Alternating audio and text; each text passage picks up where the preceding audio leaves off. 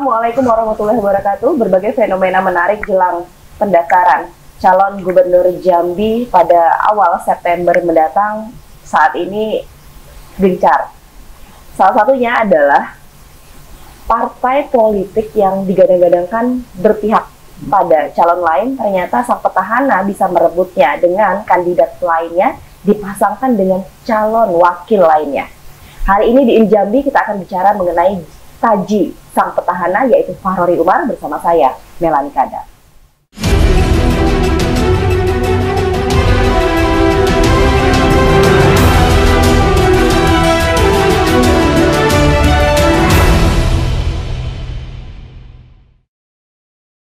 Dua orang narasumber telah hadir pada hari ini. Saya sapa secara bersamaan saja. Dari sebelah sana Bang Dori, kemarin cuitannya udah kita publish juga, dan Bang Paul selalu menghadiri kegiatan-kegiatan dan juga berbagai pemberitaan JEK TV selalu ada, karena di sana statement-statement mencuat ketika awalnya Fahrori Umar ini dinilai tidak mampu.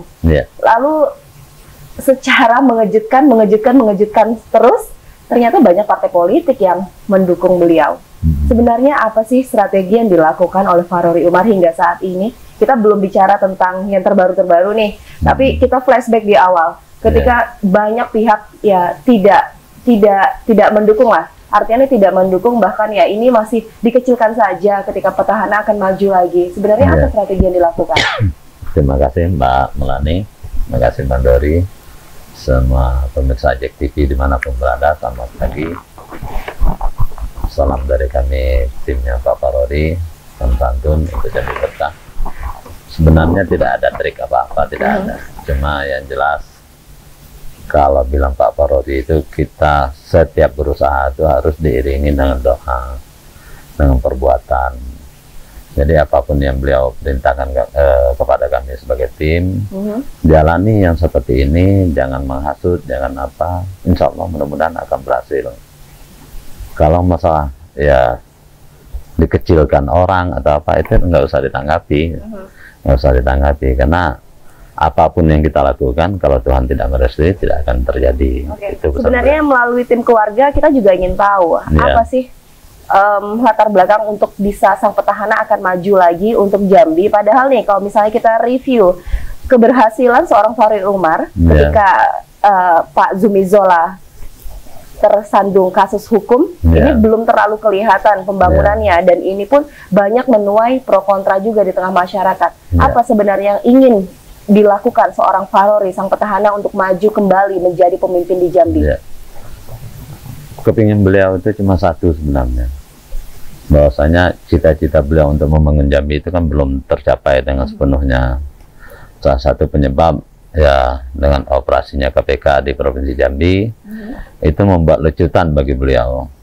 Kalau seperti ini terus yang terjadi, mau diapakan Jambi ini, mau dikemanakan Jambi ini.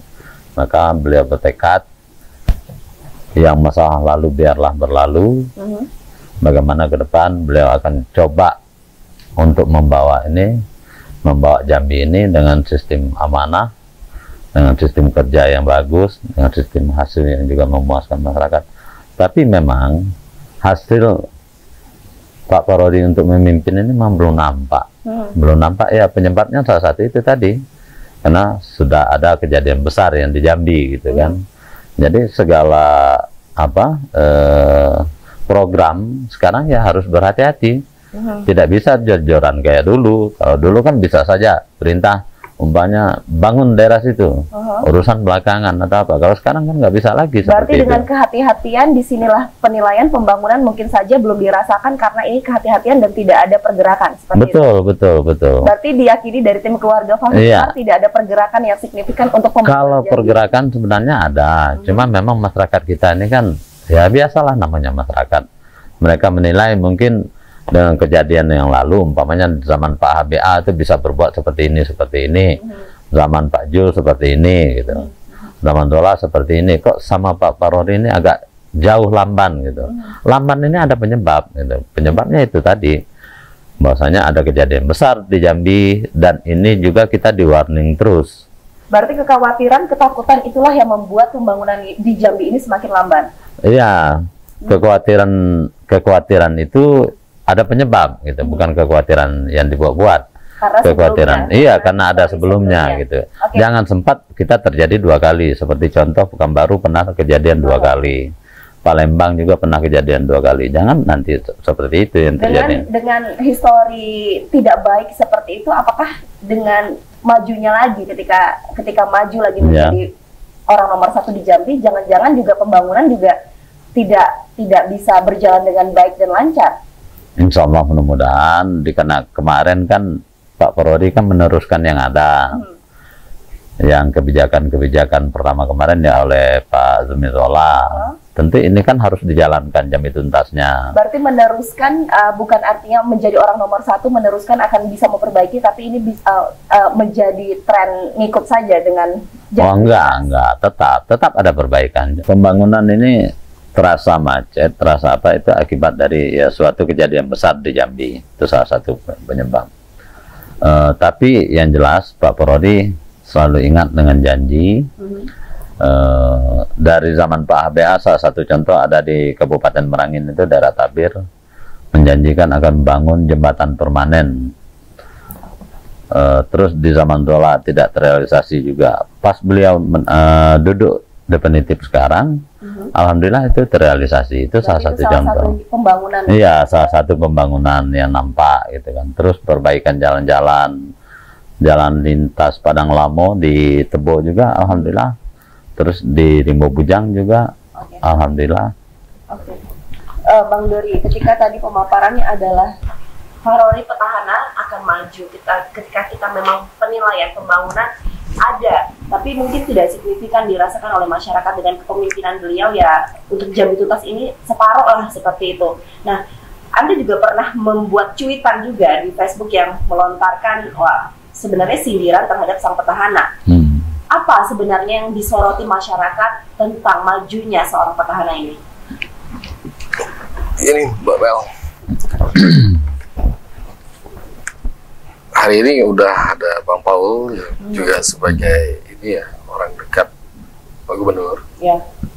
Dulu saya pernah memang mengkritik Pak Gub, tapi I'm not kritik ke personal, tapi saya mengkritik adalah pemimpin saya, dan itu wajib. Saya bilang di sana itu salah satu yang harus dipikirkan oleh seorang pemimpin itu adalah bagaimana sektor daripada tingkat kesejahteraan masyarakat.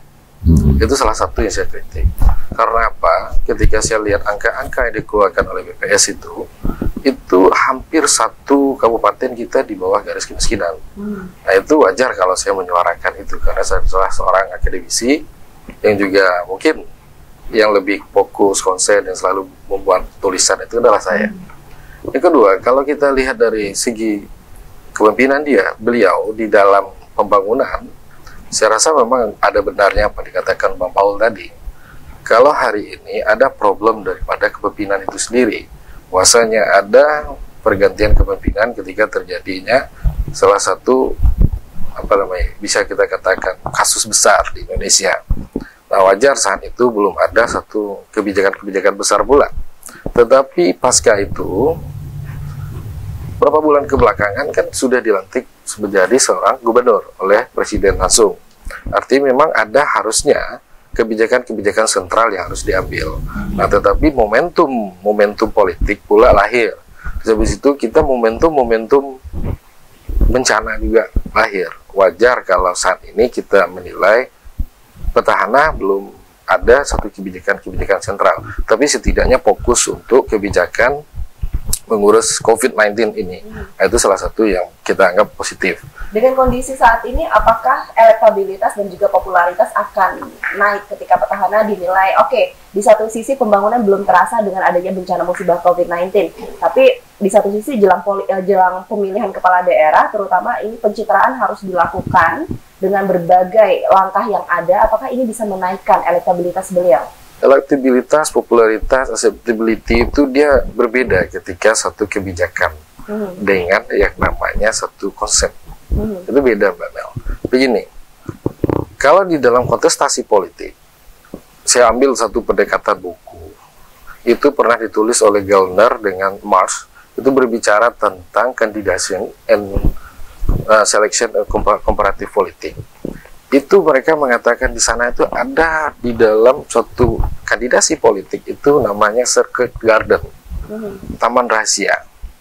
Artinya di sini popularitas atau elektabilitas seseorang bukan ditopang oleh kebijakan, bagus baiknya kebijakan mereka, tetapi bagaimana mereka bisa meraih pertama di sini itu adalah dukungan politik dari partai-partai ideologis. Baru kedua, mereka berbicara di sini di dalam Secret Garden itu bagaimana meraih dukungan-dukungan daripada etnisitas. Bukan bagaimana kebijakan. Saya tanya di sini, kepemimpinan mana yang kebijakannya bagus sehingga melahirkan satu kepemimpinan yang estafet? Ada memang di salah satu Sulawesi di kabupaten mana itu akhirnya beliau mampu menjadi seorang gubernur dari kebijakannya, seorang bupati menjadi gubernur. Tetapi di dalam era sekarang, dikarenakan semuanya demokrasi ini bagi saya, kebijakan-kebijakan yang bagus, yang populis, yang menghasilkan itu terkadang kalah oleh sikap partai politik. Oke, nanti akan kita lanjutkan karena sikap partai politik saat ini membuat masyarakat juga kebingungan. Sebenarnya ada apa dengan demokrasi di Provinsi Jambi? Nanti Bang Paul juga kita akan tanya terkait hal ini karena fenomenanya sangat menarik, perubahan strategi wakil dari sang petahana setelah jeda pariwara berikut ini.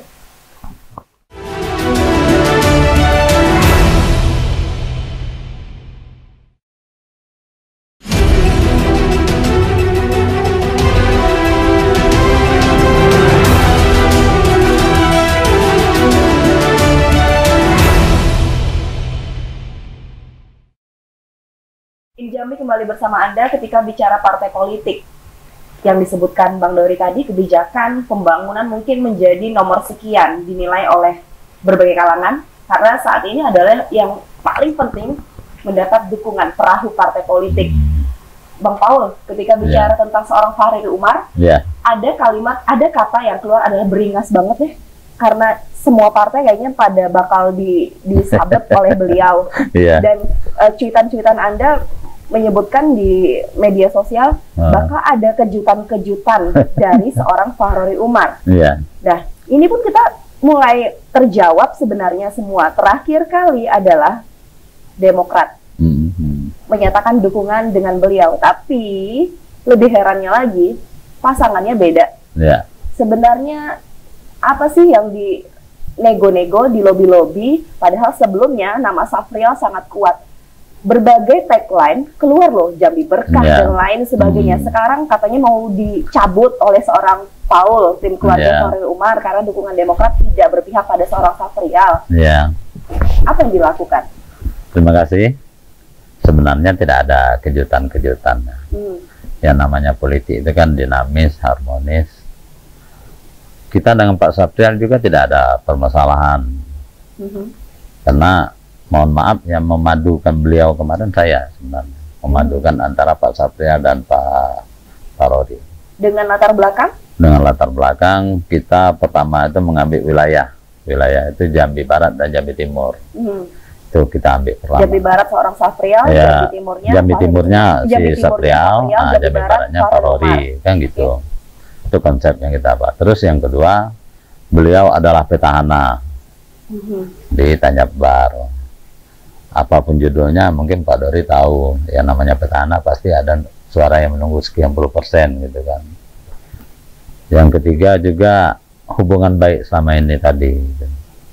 Tapi terakhir, waktu pas kami itu beliau pesan kepada kita, apapun judulnya saya tidak akan meninggalkan PDIP. Jadi saya masih tetap menunggu PDIP. Itu jawaban beliau. Oke Bang. Nah, PDIP ini kan sudah 4 kali nih, 4 kali kejadian ditunda-tunda gitu. Nah, apa nang penundaan ini? Sementara kita dikejar oleh waktu, bahwasanya tanggal 4 dan tanggal 6 sudah pendaftaran, ya. Sudah pendaftaran di KPU. Nah, ini kan tidak bisa dibawa main-main lagi gitu. Nanti kita menunggu PDIP, tahu-tahu PDIP nggak dapat sama kita, sama Pak Safrial. Sementara Demokrat sesuai dengan perjuangan kita dari awal menyatakan sikap. Demokrat pun sebenarnya sudah memanggil Pak Safrial bukan ganti-ganti kayak gitu aja. Berarti menurut informasi dari tim keluarga Fahri Umar ada panggilan kepada Pak Sapriel oleh Demokrat. Iya, di sini di forum ini saya buka, Pak Sapriel sudah dipanggil. Tapi Pak Sapriel waktu itu menjawab masih menunggu PDIP. Berarti tidak mau menanggalkan KTA-nya? Iya, tidak mau menanggalkan KTA. Iya, untuk Demokrat. Saya masih optimis dan masih menunggu PDIP. Tapi kalau PDIP meninggalkan saya nanti, mungkin di situ saya akan buka baju. Itu pesan beliau kepada kami. Berarti ini masih ada peluang perubahan wakil seorang Fahri Umar ketika PDIP katanya dalam waktu dekat akan menunjuk yang digadang-gadangkan.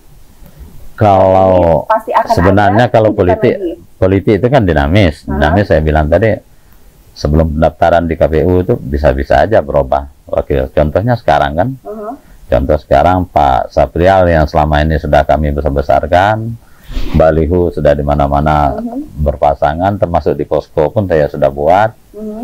Tapi kenyataan kan beda gitu. Oke, tapi dengan pernyataan Anda tadi ketika nanti PDIP tidak mendukung seorang Sapriel, ini mungkin saja Sapriel akan menanggalkan baju dan KTA PDIP-nya ya, berubah ke Demokrat. Itu informasinya. Enggak, kalau ke Demokratnya mungkin tidak lagi, mungkin ya. Kenapa? Karena sudah ada Pak Sapriel Nursal gitu kan. Nah, untuk wakil juga mungkin rasanya sudah susah untuk berubah kita. Berarti ini tidak bisa tidak bisa berubah lagi. Tapi saya ingat pesan beliau bahwasanya saya fokus menunggu PDIP. Fokus menunggu PDIP. Kalau memang PDIP tidak dukung saya, nanti mungkin saya akan menanggalkan baju. Dan terlahirlah cuitan Anda, Sapriel terlalu berharap dengan PDI Perjuangan. Saya tidak mengatakan mengharap, ya, tidak mengharap. Jadi tipikal Pak Sapriel itu kan orangnya tegas, orangnya tegas, dan selama ini memang terbukti dia bahwasanya dia tidak mau gonjang-ganjing atau pindah-pindah partai itu memang agak kurang dia gitu kan. Nah, tapi kami di Fahri itu dituntut sekarang karena waktu sangat mendesak. Sangat mendesak. Kalau kita Hanura sama Gerindra saja otomatis tidak cukup. Baru 9 kursi. Nah, sekarang Demokrat mau sama kita. Tentu ini harus kita kejar gitu. Berarti strateginya mana yang cepat itu yang duluan. Mana yang cepat itu duluan dan tidak mau menunggu lama-lama karena tidak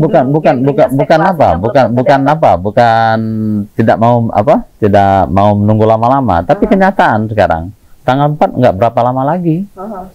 Kalau kita terlalu lama terlena-lena nanti ya itulah dibilang orang nanti Fahri tidak akan dapat perahu, tidak akan apa kan. Berarti kekhawatiran itulah yang menyebabkan ya sudah Demokrat kita ambil saja, tapi ini masih panjang loh, ketika Gerindra yang duluan mendukung dan wakilnya adalah Sapriel. Disinilah dilema yang timbul. Insya Allah mudah-mudahan kalau masalah dilema itu kami tidak menganggap apalah ya. Partai di pusat, DPP di pusat, Gerindra, Hanura ataupun Demokrat, pasti mereka saling komunikasi. Komunikasi dalam artian kalau memang berubah mungkin umpamanya calon gubernurnya mungkin itu ya agak susah. Tapi kalau untuk wakil rasanya tidak. Berarti sesuai dengan alasannya ini yang masih belum fix apakah Syafriel atau Syafriel. Iya, selama ini tadi. Nah, kalau sekarang kita sudah sama Pak Sapriel Nursal. Karena sudah fix, sudah klop. Sudah klop. Artinya tinggal jalan kita sekarang ke Hanura dan Gerindra. Untuk merubah dari wakil, tentu dengan alasan yang tepat. Berarti bukan kita. Iya, pasti ada komunikasi. Tapi dikunci dulu ini Sapriel Nursal, tapi belum tentu ini bisa fix juga ya. Kalau saya mengatakan sudah fix lah ya. Sudah fix. Iya, sudah fix. Berarti Demokratnya tidak bisa diubah, tapi partai lainnya yang bisa diubah. Iya, diubah itu tentu untuk kebaikan. Partai pasti akan memandang itu. Mereka bukan jago gengsi atau apa.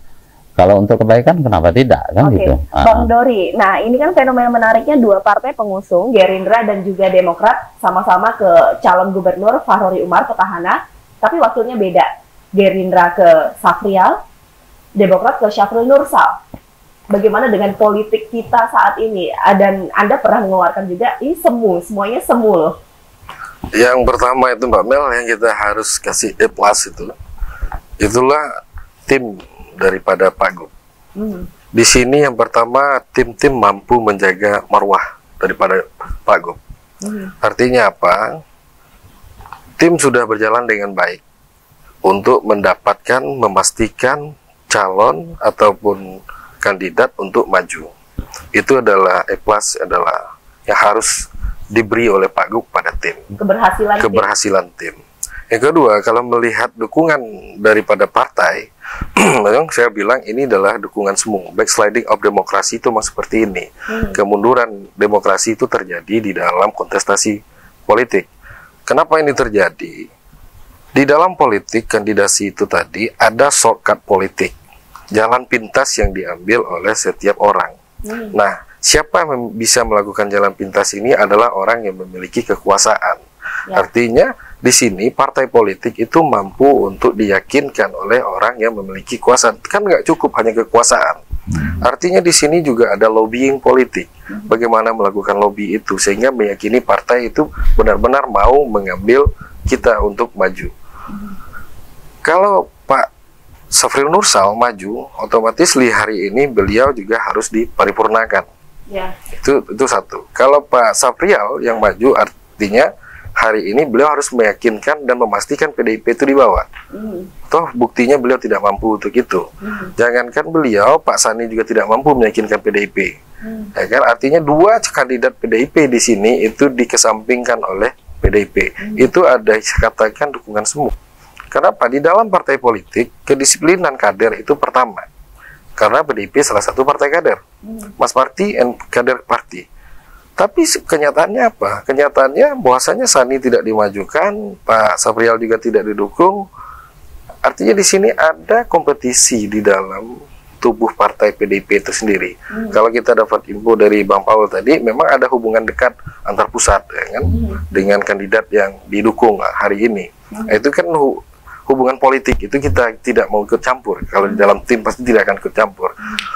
Tapi kalau lihat di bawah seperti ini yang saya katakan juga bukan cuma sekedar shortcut politik.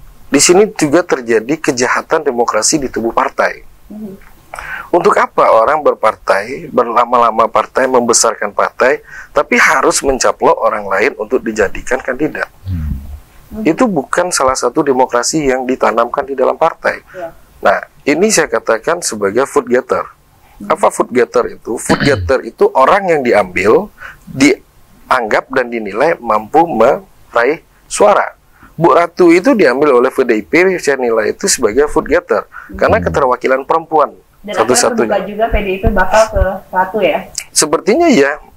Karena PDIP seharusnya tegas, partai PDIP itu selalu tegas, tetapi hari ini agak politik, Javanis politiknya itu agak mendayu-dayu itu terjadi ya Bang Oleh. Dan kita mengetahui bahwa PDI Perjuangan adalah partai yang katanya akan mengusung kader internal, tapi tidak kejadian jika bukan Safrial ataupun juga Abdullah Sani yang didukung. Nanti akan kita lanjutkan Bang Dori, karena kita juga akan ingin tahu sebenarnya ketika Safril Nursal dipilih, bagaimana pengamat politik melihat hal ini, karena beliau notabene-nya tidak bermain di Provinsi Jambi tapi di luar daerah. Apakah keputusan pusat ini sangat mendukung seorang kandidat akan maju? Dan ini juga kita akan tanya ke Bang Paul, sebenarnya apa yang akan dilakukan seorang Fahruddin Umar dalam beberapa hari ke depan ketika dukungan Demokrat ini berubah bukan kepada Safrial. Setelah jeda pariwara berikut ini.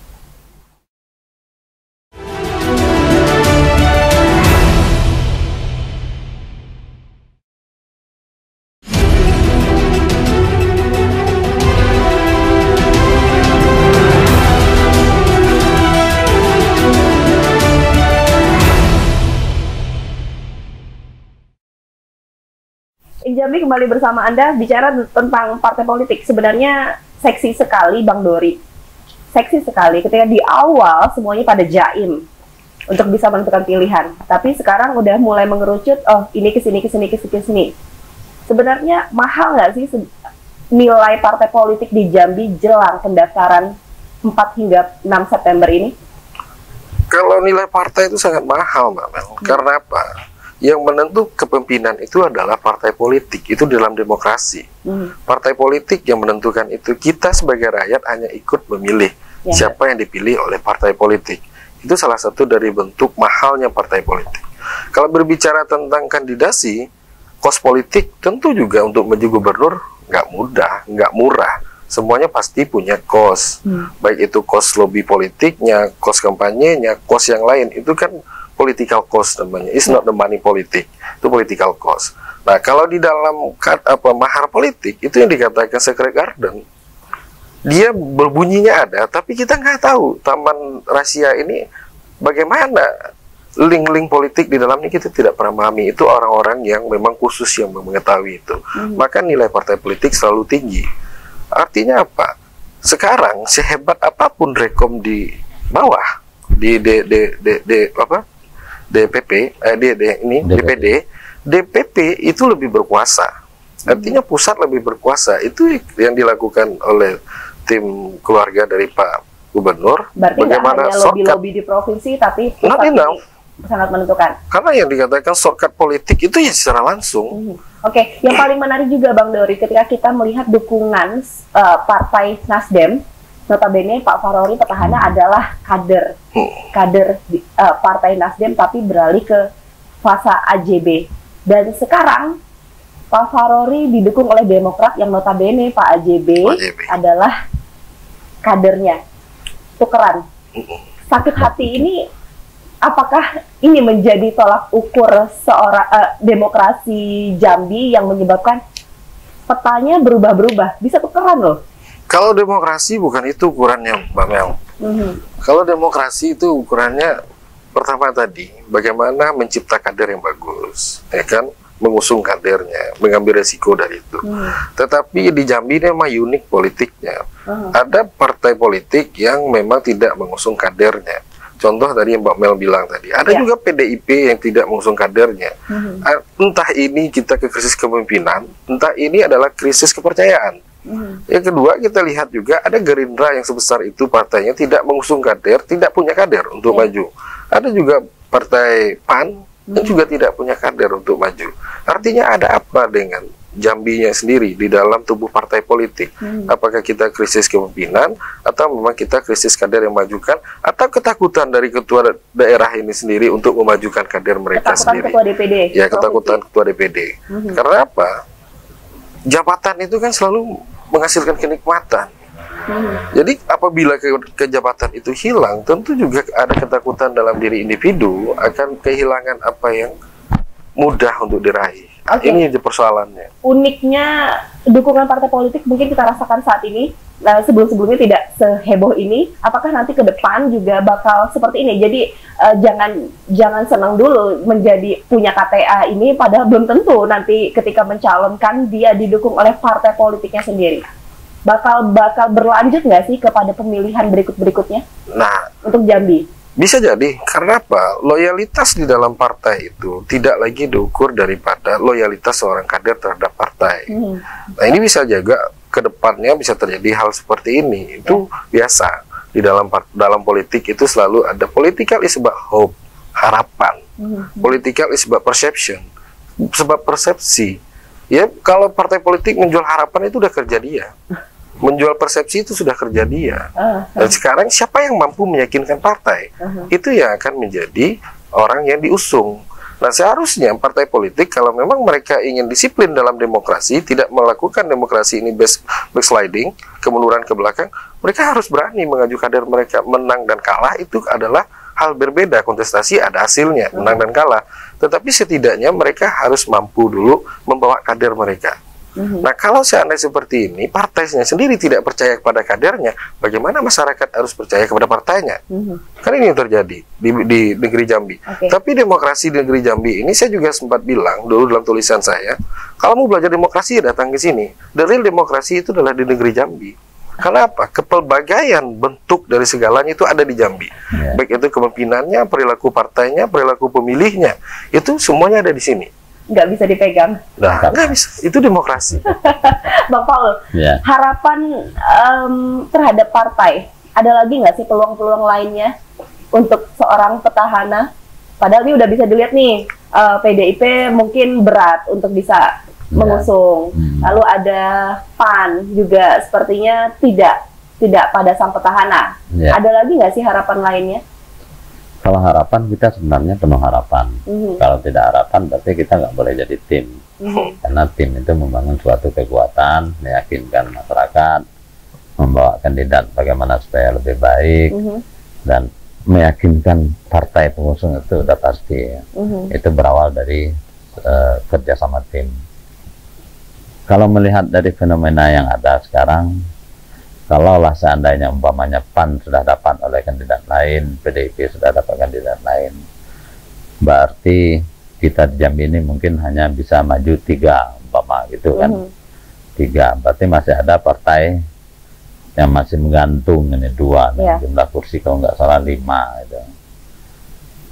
Kalau ini terjadi mungkin bisa saja partai yang menggantung ini mungkin kepada kita kembali, bisa saja. Bisa saja. Atau bisa juga kepada kandidat yang lain. Tapi inginnya dari tim keluarga Pak Horil Umar ada berapa kandidat sih? 3 atau 4? Kalau kami dari awal kami sudah bilang lebih bagus itu 4. Lebih bagus 4? Ya, kenapa? Kami ngambil dari saya sebagai tim ya, bukan kepada kandidatnya. Saya lebih berpedoman dulu, saya tim. Kalau perjuangan itu tidak tuntas, lain rasa di hati. Tidak tuntas itu dalam artian tidak dapat partai gitu kan. Otomatis kita kan patah di tengah gitu. Kawan-kawan yang sudah menjadi tim itu rasa kecewa itu sangat tinggi. Berarti kalau 3 ada salah satu tim yang bakal kecewa? Iya, bakal kecewa, udah pasti. Tapi itu keuntungan dari yang akan maju dong? Iya, kalau bicara keuntungan kita kan belum tahu apakah mereka mengarah kepada kita atau kepada yang lain, itu kan belum tahu. Lebih baik kalah terhormat. Kalah terhormat itu dalam artian bahwasanya ikut bertarung, di bilik sudah dicoblos tapi masyarakat belum memilih. Itu lebih baik itu daripada kita patah di tengah. Saya mengambil dari saya gitu, bukan dari kandidat. Kalau kandidat tentu lain kan. Nah, kenapa saya ambil dari saya? Karena saya adalah pejuang. Nah, kalau pejuang itu patah di tengah itu lain rasanya. Nggak mau makan 1 minggu. Oke, itu kalau maunya sih ada 4 kandidat dari kacamata tim. Tapi kalau misalnya dari kacamata tim juga nih, inginnya sebenarnya Syafril Nursal atau Safrial? Ya, kita awalnya sama Pak Safrial. Yang memadukan Pak Safrial sama Pak Parori adalah kita. Tapi akhir dari perjuangan atau detik-detik di akhir, ini peta politik ini kan dinamis terus, ini berubah terus. Dan pergerakan Pak Safrial juga kita pantau. Beliau terakhir fokus kepada istrinya mencalonkan bupati di Tanjung Barat. Dan kita hargai itu gitu. Oke, sebenarnya inginnya kepada Safrial, tapi apa boleh buat? Iya, enggak, itu awalnya gitu. Tapi terakhir sekarang kan peta berubah. Apapun yang diambil keputusan, mohon maaf, kita juga terlibat di dalam itu. Untuk supaya kandidat kita jangan jatuh, jangan apa, tentu harus diambil keputusan. Inginnya putusannya apakah Demokrat atau Gerindra yang mengubah keputusan wakil? Kalau mau merubah wakil itu sekarang tinggal Gerindra sama Hanura. Kalau untuk Demokratnya tidak akan mengubah, tidak akan berubah lagi. Tidak akan berubah. Jika nanti dikata Gerindra dan juga Hanura tidak mengubah pula wakilnya, saya sangat yakin itu akan berubah. Yakin dua partai itu berubah? Sangat yakin. Hanura dan Gerindra memandang peta politik di Jambi ini bukan hanya untuk sebagai wakil, tapi melihat tingkat kemenangan, tingkat apa itu ya. Oke, nanti akan kita lanjutkan setelah jeda pariwara berikut ini. Ya.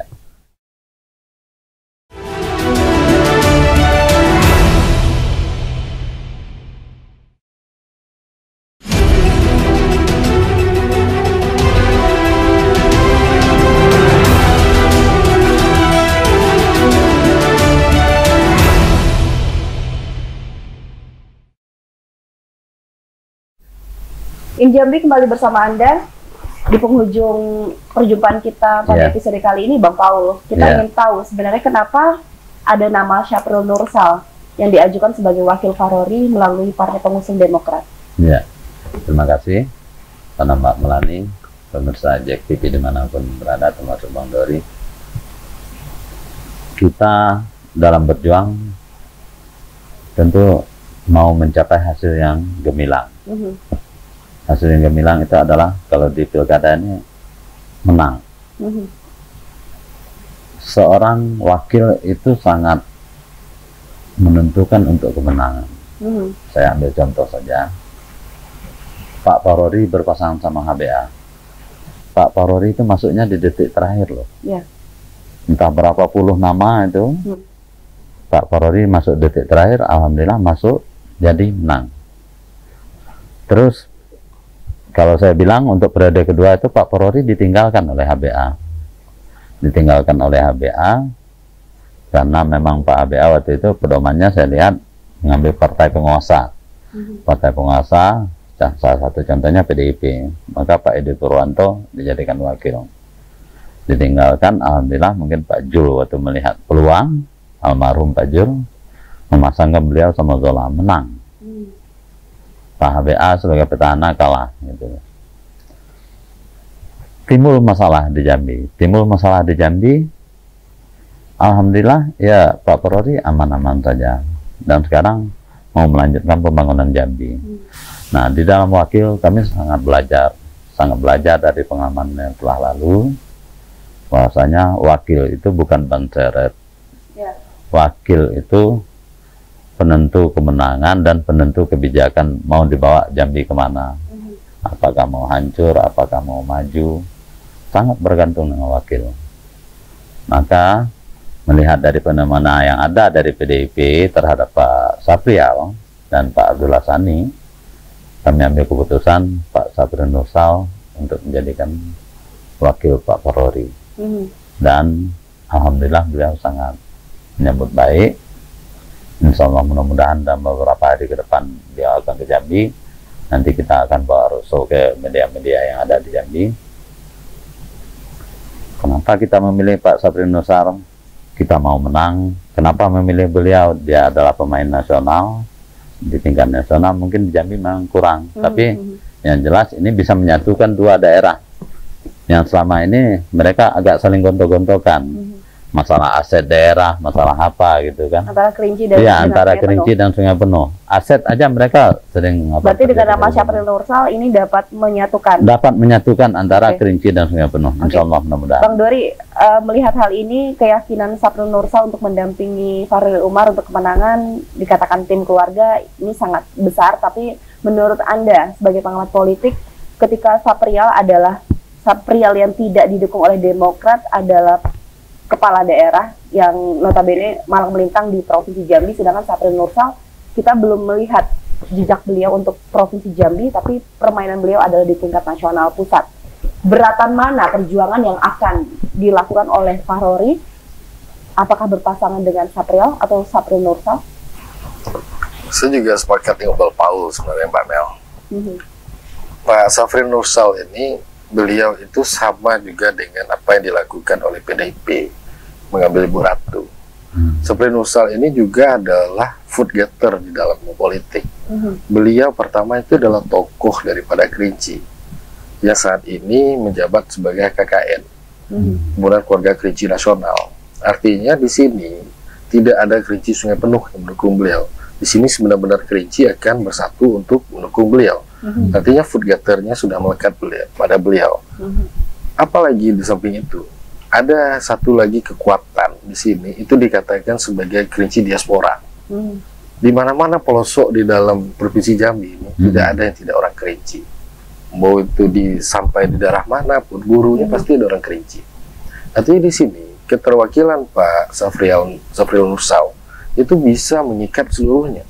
Kerinci Sungai Penuh, Kerinci Sungai Penuh dengan Kerinci diaspora.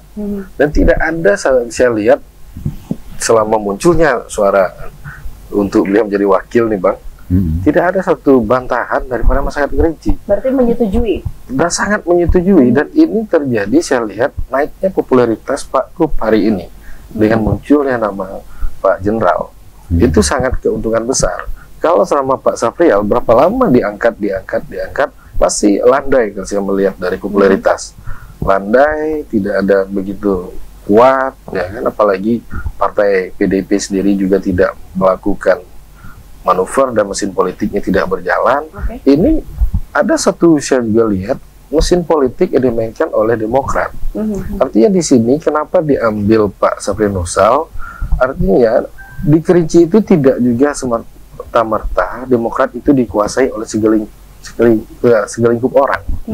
Demokrat juga harus diberi kesempatan kepada orang lain untuk bisa mengembangkan Demokrat ini juga lebih luas, jadi citra politik Demokrat menjadi baik, citra politik Demokrat jadi meningkat di depan masyarakat.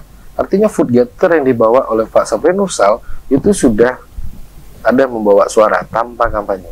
Itu juga yang dilakukan oleh Pak Gup. Pak Gup tanpa kampanye juga sudah memiliki suara. Artinya pasangan ini sangat luar biasa. Terakhir Bang Paul, ketika bicara dibantahkan sudah seorang wakil Fahruddin Umar, Pak Safrial, artinya semua baliho dan promosi, sosialisasi keduanya akan dihapus saat ini? Udah pasti Mbak Melani, karena apapun yang telah kita lakukan terdahulu, kalau pasangannya berubah ya tentu harus kita ikuti perubahan itu kan. Barang saya nanti baliho masih berdiri baliho Pak Rory Safrial, calon gubernur dan wakil gubernur. Sementara di lapangan yang berpasangan beda gitu kan, udah pasti. Tapi statement yang keluar dari seorang Safrial ketika kita berkomunikasi melalui pesan singkat WhatsApp, ini bicara etika. Singkat saja, beliau ikhlas logo, tapi ini bicara etika. Komentarnya? Ya, saya sangat menghormati beliau.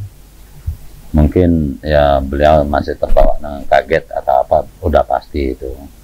Apalagi sekarang. Tapi yang jelas yang saya pegang omongan dari beliau adalah saya akan fokus untuk Tanjab Bar.